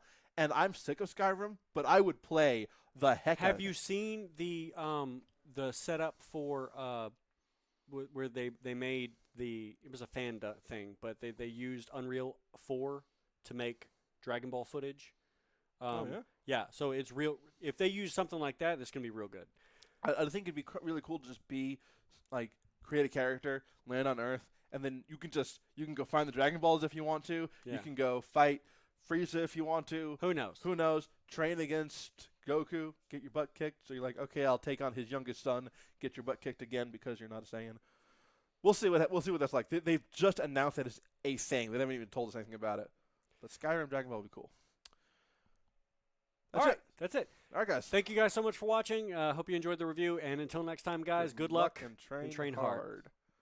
Hard training and stuff. Peace. MLG sound effects. Also, Griggsy saying fights. You literally missed the entire thing. Thank you for showing up and saying hi, though. You can go watch it. Bye.